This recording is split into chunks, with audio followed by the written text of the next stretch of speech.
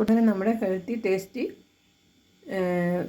Salad റെഡിയാണ്. എല്ലാവരും ഇതൊന്ന് ട്രൈ ചെയ്ത് നോക്കണം.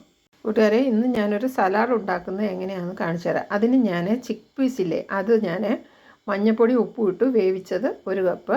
പിന്നെ ഞാൻ അതിനകത്ത് സവാള ചെറുതായിട്ട് അരിഞ്ഞത് 1 കപ്പ്. പിന്നെ കുക്കുംബർ ഒരു കുക്കുംബർ ചെറുതായിട്ട് അരിഞ്ഞത്.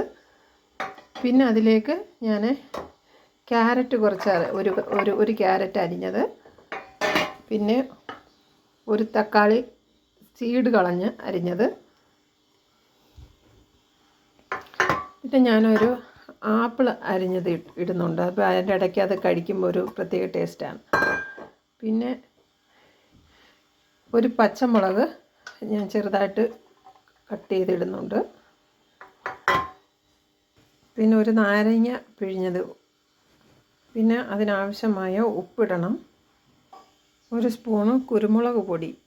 ഇത്രയും സാധനങ്ങളാണ് ഞാൻ ചേർക്കുന്നത്.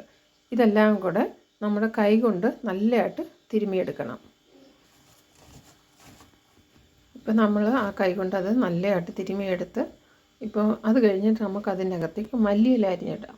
അതിനകത്തേക്ക് മല്ലിയില അരിഞ്ഞത് ചേർത്ത് നമുക്കിനി അതൊന്ന് ഇളക്കിയെടുക്കാം.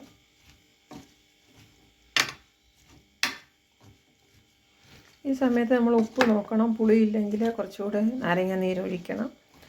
പിന്നെ ഇതെല്ലാം കൂടെ ഒന്ന് എടുക്കുക. ഇതിനകത്ത് ഞാൻ സാധാരണ ഒലിവ് ഓയിൽ ഒഴിക്കാറുണ്ട്. ഇന്ന് എൻ്റെ കയ്യിൽ ഒലിവ് ഓയിൽ അവൈലബിൾ അല്ല, അതുകൊണ്ടാണ് ഞാൻ ഒഴിക്കാഞ്ഞ്. ഇത്രയേ ഉള്ളൂ. ഒരു ഹെൽത്തിയായ സലാഡ് റെഡിയാണ്. നമ്മൾ സലാഡ് ഒരു പാത്രത്തിലേക്ക് ആക്കിയിട്ടുണ്ട്. അങ്ങനെ നമ്മുടെ ഹെൽത്തി ടേസ്റ്റി